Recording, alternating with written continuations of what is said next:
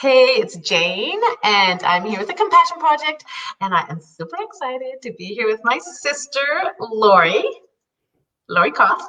And yeah, I'm so excited to share her story and how she's coping with social distancing. And so, a little bit about my amazing sister. She lives in Kelowna, Canada, with her husband, Mike, who is a physician here. And she has two grown children, my niece and nephew, Sarah and James. So Laurie is beautiful, talented, and unbelievably driven to be the best person she can be. Oh. And she's extremely talented artist. So talented, in fact, that in 2014, she was approached by Canada Post and the Royal Canadian Mint to design a stamp and a coin for Canada. And both were released in spring of 2015. Mm-hmm. I have my stamps. How amazing. Mm-hmm. And her coin. I have that too. Amazing, hey? So Laurie has won numerous awards for her art. And in 2017, she was accepted as the senior member of the Federation of Canadian Artists, which is a huge honor.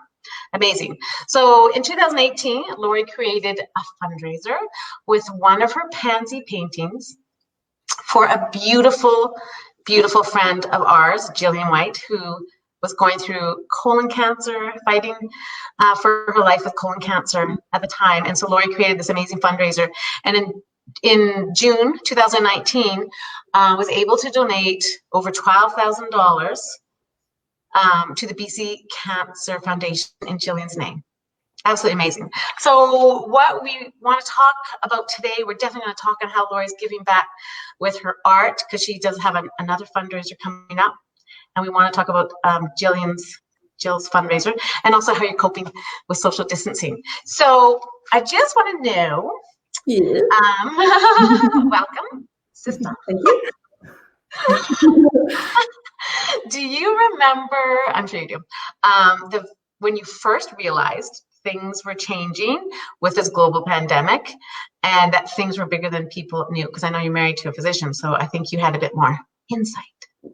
Yes, I do remember. We actually, just by chance, Sarah and Levi, Sarah's my daughter and Levi's her husband, they were living in DC and they had an opportunity to move to Seattle.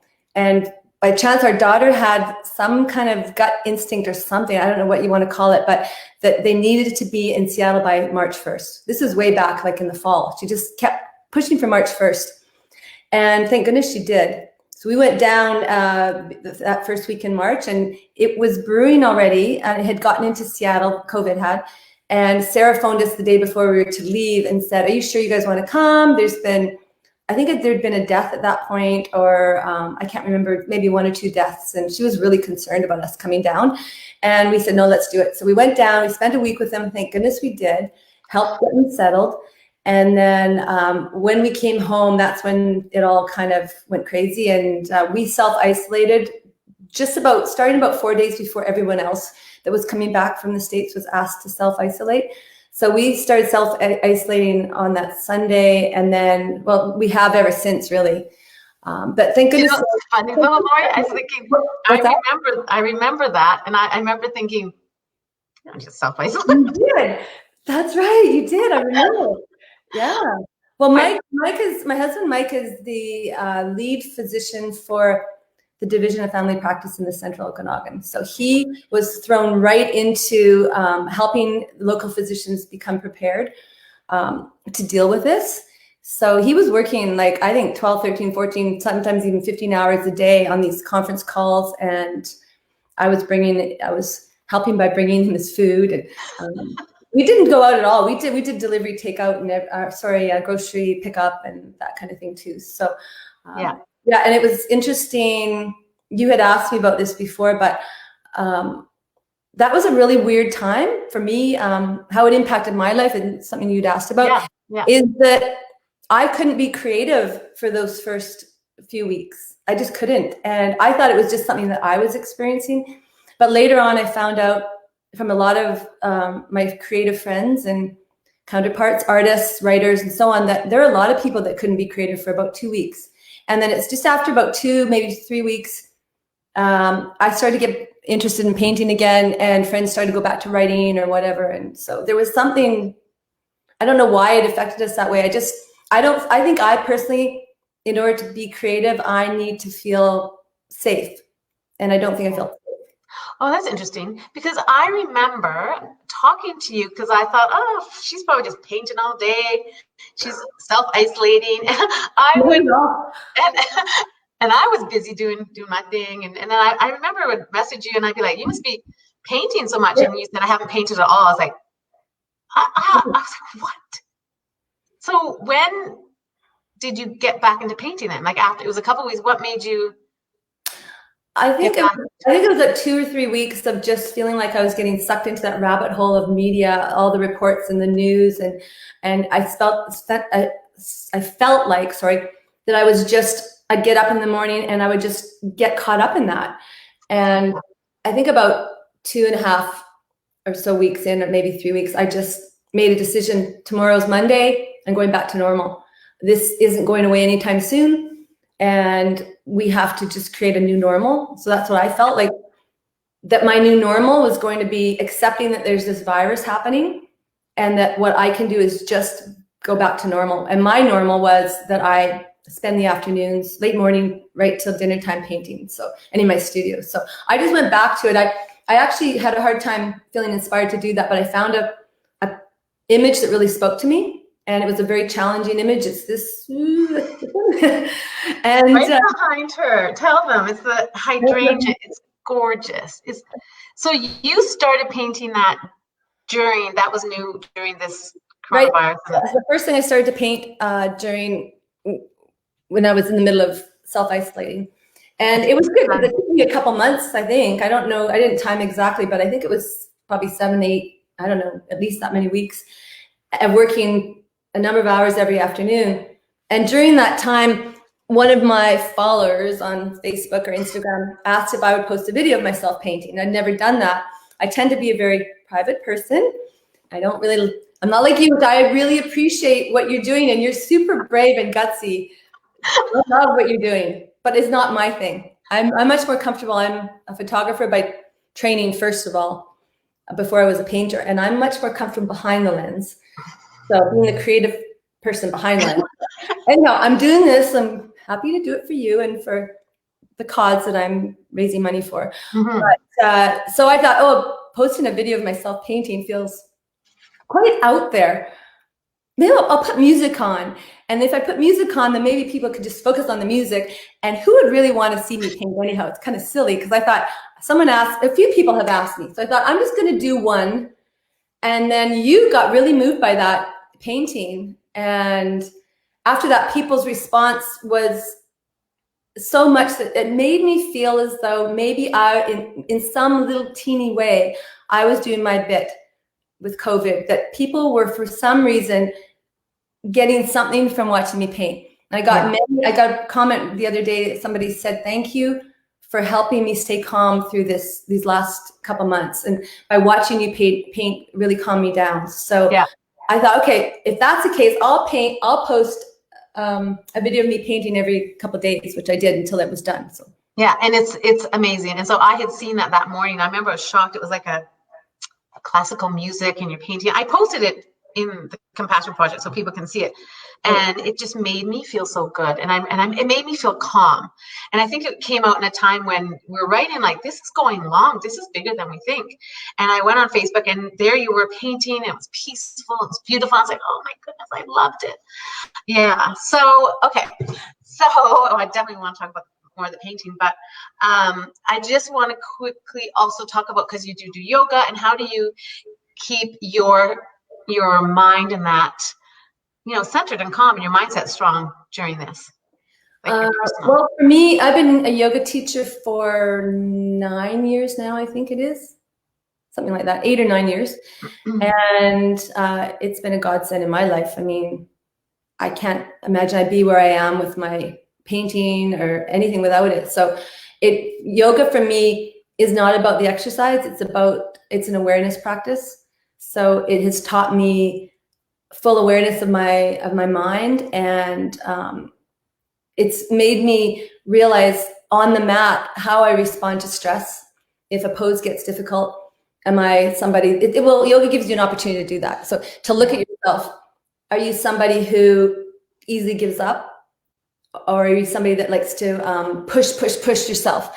And in yoga, we talk about the fight or flight response. So it's an opportunity. I find yoga for me has always been an opportunity to be aware of that. Yeah. Am I giving up, or am I pushing myself through? Because what we tend to do on a yoga mat, we also tend to do in real life off the mat. So yoga's given me an opportunity to look at myself, to be more aware of my thoughts. It's definitely taught me to just be present, I guess. And I really have I meditate too. So for me, meditation, yoga kind of go hand in hand, but I do half an hour of yoga every day, and I meditate every day as well. And I actually don't think I could do the art I do without that. You can what? Do the art I do without. Oh, yeah. Because painting like that kind of painting it was really challenging, and I do get in a very meditative space when I paint. So. Yeah, and I think once you told me, especially when you're doing the Pansies, because we'll talk about that, because Laurie did this whole series on Pansies, so I'll let you talk about that. Call me the Pansy lady. But I remember you saying that you would go into your studio and it would almost like flow through you, like you really weren't aware, or it was, which is super. 100%. It's a hard thing to describe. If you've ever been in some sort of flow in something that you love, it could be anything that you love. Like, I mean, it could be just an interest in a topic like nutrition, or it could be an interest in anything. I mean, it could be anything. It doesn't have to be people art. that even like hiking, biking, anything at all that you can think of. Cooking, yeah. It's if you're in the flow, it means you're doing something that makes you stop that crazy mind happening. When the mind is projecting into the future or worrying about the past or what have you, it anchors you right in the present moment.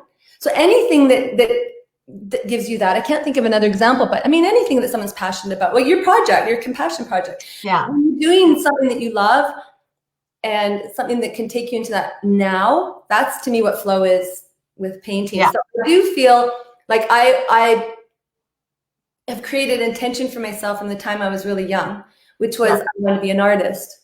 So I believe the process is you create an intention for anything. I want to become knowledgeable about nutrition because a girlfriend of mine is going through that right now. You create that intention, you show up and you do the hard work, and then you let go of how it plays out in your life. And then that process just happens. And for me, at least, the experience has been in this flow space where sometimes hours go by. It's actually really uncomfortable at my age because hours go by and then I'm like, I can't move. I have to get up and stretch, right? So that's amazing. Yeah. So I really want to talk about Jillian and that flower, the pansy. I actually have it here. So you can tell people about this. And so Jillian, this is called Jillian's Flower. Yeah. Isn't it amazing? So, tell us. Do you want to ask something? Sorry. No, tell a story of Jillian. Well, I think it goes back, and I'll try to be as brief as I can, but it's kind of an interesting story, is that it goes way back to what I just mentioned was, people sometimes say to me, you're so lucky you're such a good artist. And I'm like, luck has nothing to do with it. It's been a lot of work, right? Yeah. But setting that intention, doing the work required, and letting go of how it plays out in your life. So that's what I've always done with my art career, is trusting. I mean, I had my intention from the time I was very young. I don't know if you remember this or not. Mom does. Is I always used to say I wanted to be a famous artist when I grew up, and a well-known artist, whatever. Yeah. And so I had to put the work in to make that happen. But so I had a dream that I would create beautiful things that people would love and they could hang them in their homes. Canada Post contacted me. Honestly, I thought it was a prank the first time I got it, and I X'd the email out. And then later Mike said, well, what? Did you look at the return address? Are you sure? When you're an artist and you have a website, you often get a lot of prank things that happen. Oh, yeah. People saying they want you to try, whatever, it doesn't matter. So I I did look back, and it was Canada Post. It was the actual real Canada Post, and they wanted me to paint 2 flowers for their flower series from 2015. But when they told me it was a pansy, honestly, my first reaction was, pansies are so flat and they're so boring. It's like, I like to paint flowers with lots of folds and interest, but I have fallen in love with pansies. So, but what happened was, this is how you have to let go of how things play out, because I trusted that I would be able to create a beautiful pansy. And so I actually photographed, I could pick any 2 pansies I want with a few limitations. And then I chose 24 different varieties. I bought all 24 varieties. I picked them, I photographed them. I had a relationship with them, so to speak, that I really was right there with the pansy, photographing, looking at lighting and color and understanding, what I could about it. And then I chose 2 out of the 24. Then the stamps were released in 2015, and then life went on. And that fall, I went back to painting, and I went to try to paint my normal neutral kind of paintings that I did, a lot of neutral tones, and I couldn't do these again. Yeah, they're upside down, but yeah, and then so I was painting with full color with the pansy series. But what happened was that fall, I could not go back to my normal neutral toned paintings with 22 pansies that I had picked and photographed, and they didn't get their glory. Like, I felt like it was a basketball team or something, and I chose the 2 good ones, and these 22 that were really beautiful didn't get chosen for the big honor of, being on the stamps. So yeah, I felt that there was beauty in all the different pansies. So I phoned the gallery owner in Kelowna. I said, I've got to paint 22 pansies. I just got to get this out of my system. I've got to do that, and then we'll see what happens. He said, let's have a show in May. So to try and make a long story short, I painted those pansies one every 2 weeks, and it's like they just flowed through me. I really can't describe it any other way. Those pansies were meant to be, and now I understand why. And to me, that was an example of me trusting that nudging, that gut instinct. And I really do follow my gut. I like to set an intention, but I also like to follow my gut instinct. And I was moved to paint them. Yeah. So I painted them. We had a show that was 2017, but that winter, you had introduced me to Jillian. I knew about Jillian because Jillian White is Jane's best friend's sister, older sister. So let me say, before you go on, I just want to say, yes, so Jennifer Nickel and I grew up together, known each other since we were 10. She is my heart. She's one of my best friends. And Jillian, her older sister, lived in Kelowna and is struggling with cancer. This was a few years ago, and it's just a heart-wrenching story. Jill's beautiful. She had it for years too. Yeah. What was that? She was sick for quite a number of years. At some point, I knew that Jennifer, I know Jennifer as well. And I knew Jennifer's older sister, Jill. I knew who she was from school because we were in the same school. But I didn't know her well. We were like the older sisters of these 2 crazy younger sisters. And so I knew about her story. I knew that Jennifer's sister had cancer, and you would talk about it. And then I also, at some point, she became my husband's patient. Right. So he would tell me, because he couldn't tell me anything. He could never tell me any details. But he would say, Jennifer and Jill were in today. And then he would be like, it's just so sad. I know. But that's about all he would ever say about it. So I didn't know much except what I'd hear from you. Yeah. And then you'd mentioned, you guys had been out, and you'd mentioned that Jillian wanted to put together some photographs for her celebration of life video. And think about that. I've actually, as a hobby on the side, I like to create videos for different events, birthdays, anniversaries. I've done a number of celebration of life videos, but they're all done after the person passes away. And so when I heard that this person who really didn't like computers, and she wasn't her thing, and putting together something like that, she was going to put together just a few photographs. And I said, I do so much better than that. Like, let me work with her. I'm happy to do it. So we started meeting like once a week after that. It was a beautiful thing, because what happened is, she's just a beautiful girl with the biggest heart, and and she has 2 children too. Jill has 2 children, and I would pick her up and drive her to your house, and we'd sit in Laurie's home, and Jill would sit between us, and Laurie created this amazing life video, or celebration of life video with Jill from when she was a baby through her whole life. And 3 of us would sit there, and it was just the most intimate, beautiful experience. I treasure it forever. I agree. And it's like Jillian and I, when we met that first time you brought her over, it's like we'd known each other for years. We had, essentially, because we knew who each other were. Yeah. You had a strong connection, you and her. Yeah, we had a very strong connection, and she came a number of times on her own too. But mainly with you too. So from that, what happened, and just to make it quick, is during that time, I'm still working toward my show. So I'm painting pansies constantly. So every time Jill would come into the house, she wanted to see the newest pansy. And I would bring her up into my art room. And actually I have this picture. This is at a time I was in this magazine, Boulevard. And there's a picture of, oh, hang on, this way. The other way, there it is. There's a picture of the pansies on the wall behind me. Oh, so yeah. At some point, oopsie. All the pansies? The wrong way. Yeah. So Jillian saw those pansies. They were all over the wall here. And I've never even thought about doing this in advance. But one day she was here. You remember that day, Jane? And we were in my art room, and she was looking at the pansies. And I would say, if I could take away something from that experience with Jill, something that still moves me now, is that Jillian, knowing that her life was coming to an end. I mean, at that point, she had less than a year to live. I mean, that would have been in April or May, and she'd passed away the next February. But during that time, she had such an appreciation for the moment, the now, the beauty in things. And it was palpable around her. Like, she would come into the art room, and she wouldn't just look and go, oh, those are really pretty, and what's next? It would be like, she'd look at each one with so much love and take her time with it. Did you notice that? I know. She was able to enjoy the moment to the fullest degree at the end of her life. Yeah. And I always felt it. She taught me a lot to take a moment and just take it all in. Exactly. And so one day she was here, and I got a little nudge, and it's the only way I can describe it. For me, it's that inner. Wait, let me just put this up here quickly so you can see her, Jill. I think she is. Yeah.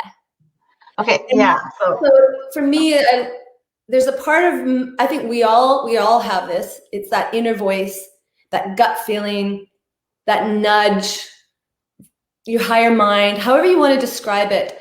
Holy Spirit, some people might say that, but it's when I get that and I feel it, I like to honor it. And we were in the art room, and all of a sudden I got this nudge feeling, and I said, Jillian, if you had to choose one, like what the feeling was, name one after her. That's what I felt. That's what I heard. But I felt it. So I said, Jillian, if you had to pick one, which would be your favorite? And she just looked around, and she took it so seriously. I remember that moment.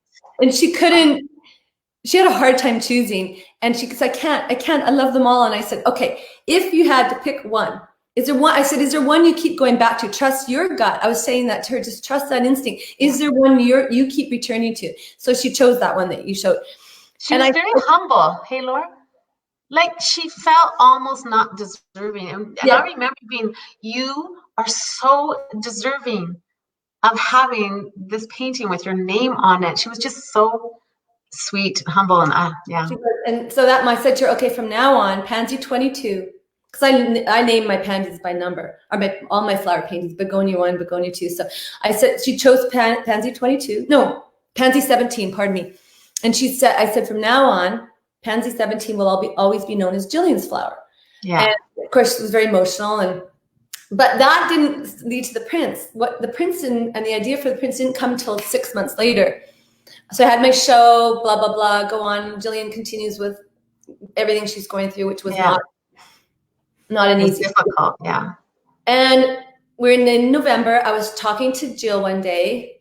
It was just the two of us that time. I think we sat and we were sitting out looking at the view, and she's in a lot of pain. I know that. And she said to me, it was the end of November, I think, because she said to me, Christmas is coming and everyone's so excited and everyone's looking forward to Christmas. And I said, yeah. And she said, why would anyone bother buying me a present? Because I'm going to pass away in the next, well, it's not going to be long. I know, like, it's coming, right? And she said, so I have nothing to look forward to. That's what she said. She said to me, I have nothing to look forward to. And that just really hit me. And I thought, because I had pulled a quote out of a magazine when I was 17. I still have it in my drawer over there. And it reads, whoever said we need riches and wealth to be happy, when all we need to be happy is something to look forward to. And so I thought of that quote. I thought of Jillian. I thought it would be tough. The only thing she had to look forward to is, this is within her words, was what was coming up for her, which is the end of her life. And yeah, it was tough. So I thought a tough time, with Christmas, because she ultimately passed away mid-February. So February 15th. Yeah, I went to bed that night, and my intention as I went to bed and went to sleep was I put it out there to whatever you want to call it. I mean, some people might say God, Holy Spirit, the universe, the power of love, the universal energy, whatever it is. Yeah. It's just semantics for the same thing. So whatever that power is, I put it out there as an intention. I wanted to help Jillian. Please help me help Jillian have something to look forward to. I wish there's something I could do for Jillian so she would have something to look forward to. I just put that out there. I had a dream that night, and I dreamt something I would never have thought of if I hadn't dreamt it. And that was, why don't I take Jillian's Flower, the painting, have it made into prints? I didn't like the idea of doing prints of my work at that time. So I thought, but I'll do it as a special thing. We will sell prints and cards, greeting cards, and then all proceeds, 100% of proceeds would go to colorectal cancer research. Yeah. I phoned Jillian the next day, and I was like, "Are you sitting down?" And she's like, "Uh-oh." She was so cute. So I said, "How about this?" And I gave her the idea, and we'll sell as many as you can. And she said her first words were, "Are you sure anybody would want to buy them with my name on it and dedicated to me?" And I was like, "Yes, they would. I'm certain." So that's how she started to cry when I suggested, and she was very emotional. But what I saw was, I put this intention out there. I was given this idea. It happened, and Jillian had something to look forward to. She was selling prints and cards when she was in hospice. Like she was still what? When she was in hospice for that part of in January, at some point she was in hospice. She was selling prints and cards. She was like the total business person.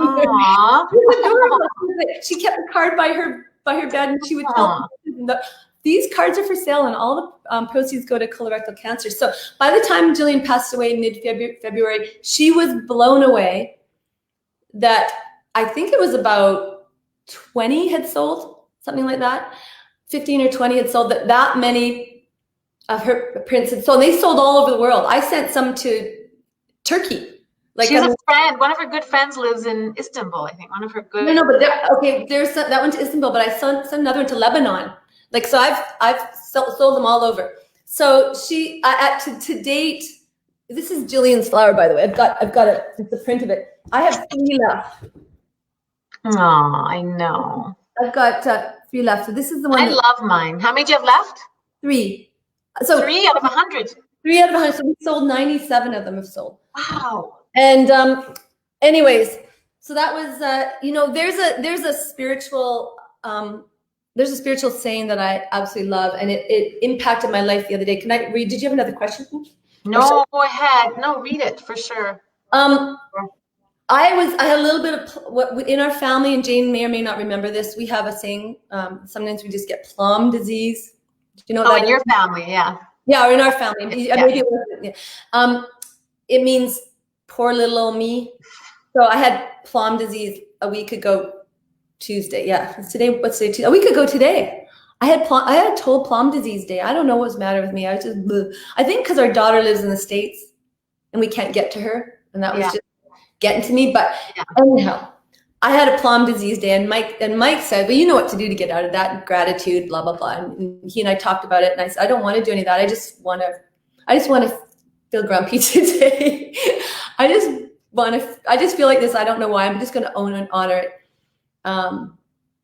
And so then after about 3 hours of that, I'd had enough, and I did close my eyes and ask for help to whatever that might be. I'd be asking, who knows? I just put out there that I wanted to change my mind. And what came into my mind was a quote from the Course in Miracles, which is a path I follow, and my mom follows it as well. And the quote was, "All that you give is given to yourself. All that you give is given to yourself." So that came into my mind last Tuesday, and I kind of meditated on that, and I thought, I'm feeling plum disease. I'm feeling poor little me. Yeah, I can't get to my daughter. I mean, I know so many people have it way worse than me right now. Way worse. But I was still feeling it. And so I thought, I've got to give. How can I give? Yeah. And then it occurred to me, I have Jillian's is pansy number 17. There are 22 pansies. People love them. Lots of people have asked if I'd ever do another print. I had no intention, but I decided a week ago today, I'm going to, from now on, every May, hopefully May 1st is my intention, I will release another pansy as a print with 100% of proceeds going to some kind of charity. So yeah, that's amazing. Within a couple days of that, I had this one. Wow. This is my newest release. Whoopsie. It's called Helens Flower. Amazing. And 100% of proceeds of this pansy print are going to Heart and Stroke Foundation. So Helen's Flower and 100% of the. I don't make anything. The Heart and Stroke Foundation. Yeah, Heart and Stroke Foundation. Amazing. I'm such a bad business person that I'm probably losing money. Actually, my husband, if he's watching this, is probably laughing right now because I could not be. So think about. I want to so honor Jill right now because Jill was a She started all this person, and she started this. So you don't know the ripple effect of what happens in your life. And there's something that Oprah had said about, it was Maya Angelou had said to her, because Oprah had thought, oh, my legacy is this school in Africa. And Maya Angelou said to her, you don't know what your legacy will be. It's every life you've touched along the way. That's your legacy. Who have you touched? Who, even for a moment, you touch this person and so this ripple effect of Jill and her life and the story of that pansy and now raising money for different charities and giving hope is amazing. I mean, Jill, we love you. Think about you all the time. I look at her flower every day. I would never have done prints and ever even thought to have this idea of releasing one every year if it hadn't been for Jill. It's all because of Jill. And so, yeah, I wish Jillian could have lived to have known that 97 people have her print, Jillian, her name on their walls and her story on the back. Yeah, so, I love it. To Jill for that. And yeah. And so if people wanted to get a painting or the new one, Helen's Flower, there's 3 left. This is Helen. She's a lovely, strong woman. Yeah. Her daughter, Anne, is a childhood friend of mine. And there's a story about her, but that can be read on my website or my Instagram account. I'm just going to show people if they do.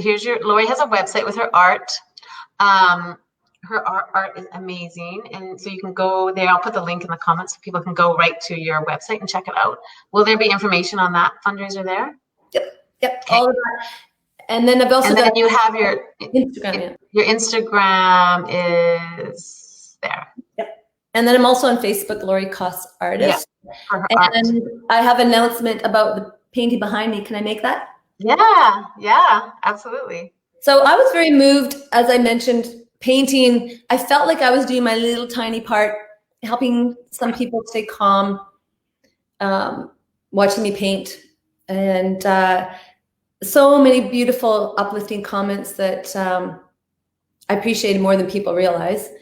And during that time, I felt this painting will go to the gallery and it will retail for $3,900 plus tax. And I thought, most of the people that are love this print and this hydrangea painting wouldn't be able to afford that, or a lot of the people.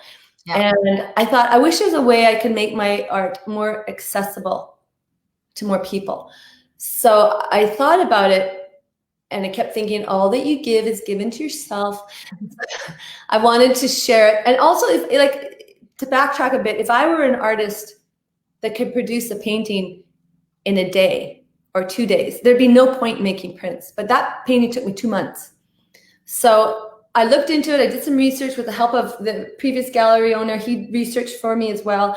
And I decided I'm doing a limited edition of that painting. I already paid for mine. You did. And there's only going to be, well, we're having a controversy whether there should be 15 or 20. Not a controversy, but we have to come to a decision. So you're making canvas prints, like beautiful. Yeah, it looks exactly the same. They're identical to the painting. They're so identical that I put the two of them side by side, brought them into the gallery, and it was very difficult to tell which one was which. So it looks 100% like this. I mean, I have the print downstairs. You wouldn't be able to tell the difference. Yeah. So you're only doing 20, releasing 20. He wants 15 only, and I want 20. So we're going to talk. But typically they sell for a third of the price of the original. They are a limited edition. And so with that comes a value. They would have a certificate of authenticity. And within that limit of 15 or 20, there would never be any more prints. So it's interesting. They're called a giclée print, and giclée prints are gaining more and more respect in the art world because of how incredible they are, and that they're actually being sold at auctions and in galleries now all around the world for, well, usually about a third the price of the original. So rather than spend $3,900 plus tax, you can go into the gallery. Hamilton Galleries is going to be carrying them for $1,300. That's incredible. Yeah, I got mine because I didn't want to miss out on the 20. And I'm going to see it again so people can. Yeah, it's incredible. And yeah, you're so talented. Oh my goodness, I can't wait. Thank you. I didn't even ask my husband Ed. I was just like, I'm buying that. Thanks. Anyway, I think you and I could talk forever. So we probably should sign off. I am super grateful that you joined me. I have one last question for you. What do you see as the silver lining in all of this, the social distancing and the self-isolating for people? Like, yeah, do you have a silver lining that you think? I think for me, it would be getting back to what's really important. That's connection with people. Connection, treasuring our connections to our family and our close friends or whatever, and back to the simplicity of being at home, that it's okay to be at home. I know that when it first started, and I went a couple weeks into all of this, I went to the grocery store to do a pickup, and a young gal put my groceries in the back, and she said, "How are you?" She had a mask on. She's so cute. She says, "How are you?" And I said, "I'm good." And I said, "How are you?" And she says, "I'm actually doing really well." Considering, she goes, "I know people are getting really sick and they're dying and it's horrible." But she said, "I actually feel happier than I ever have." And I said, what do you mean? And she said, "Well, I wouldn't really, because so many people are sick, I don't want to be feeling this good about it." But she says, "Honestly, I feel like for the first time in my life, I'm happy because there's no pressure to do, prove, something on social media. Look at me, I'm at this party. Look at me, I'm at this event. Or look at the food I ate, and look at this." Yeah. And she's simple. For once, I'm just playing games with my family, and I'm just getting back to what's really important. And so I took that away with me. I thought, if a young gal, like she was maybe 18 or 19 at the most, and she just said, "I just feel no more pressure." And I thought, that we have been pressuring ourselves way too much as a society, I think, or in the world in general, people, the pressure for the glittering image. Look how great my life is. Look how amazing, and how many friends I got. Look at this, look at this. And I think, how about just what's under your roof? Taking time to really think about and enjoy the food we cook. Maybe we grow it, maybe we cook it, grow it, prepare it ourselves, enjoy it, take time to eat, not rushing to the next appointment. Slow it down. Yeah. Really slowing down and just appreciating being home, that it's okay, that that's enough, and that we're enough without all this extra stuff that we feel that we needed to do and we needed to fit in. I talked to two young men who have young families, and through this, and I asked them, they were going to do some contracting work here. So I asked them about how they said, "Well, it feels like we got the kids all home. It's different." And I said, when I was young, we never went on play dates. We played with our siblings, or we played with the kids next door across the street. And they said, we spent, how much time we used to spend driving kids to play dates across town. He said, and they said, after this is all done, we're just not going to do that because simplify. simplify, and I think that's the big lesson here is, and also, let's face it, I've always been good at washing my hands. Nobody else has been that good at washing their hands. I know you used to tease me. I'm good now. What's that? I'm good at it now. Hey, why doesn't everybody just do that so we can always, who needs the stomach flu or the common cold or the influenza either, right? So I'm glad that people are more concerned about that. Yeah, have to be. Well, it's going to be a new normal. But anyway, thank you so much. We'll end with a comment from my mom when I did a live, our mom. She said, wait, don't end with that yet. Can you end it with it? Can I say one more thing? Yeah. Okay, but keep that thought because I want you to hear what Mom said. Go ahead. I want to say I am like ridiculously proud of you. I can say this because I'm your sister. I am so proud of you, Jane, for what you're doing. This compassion project, like it blows, a couple of things blow my mind. One, like you're really good at it. That doesn't blow my mind. I'm not surprised you're good at it, but I'm just like, this is not an easy thing to be good at, and you're very good at it. You're getting better and better too. Like I'm really impressed. You're gutsy. Like you had the guts to message that guy from caught on that ship in Italy. You message him and he messages you back, and then you interview him. Like I'm Taylor Grimes. I know, amazing. But it falls into the same thing I said. All that you give is given to yourself. You're giving people an opportunity to talk about themselves or whatever and I think you're giving a gift. In giving a gift to them, you're giving a gift to yourself. And I just wanted to say how proud I am of you. Thank you. And anyone who's listened to the end, thank you, because we're sisters. We can blab a lot. And I can hear my grandchildren coming. So a quote from my mom when I did it, from our mom when I did the live. She said, "We can't go outward, so we all need to go inward now." So there we go. She's right. Going inward. Okay, love you. And giving. If you do go outward, all you give is given to yourself. Right. Okay, love you. Thanks, Laura. Love you. Bye. Bye.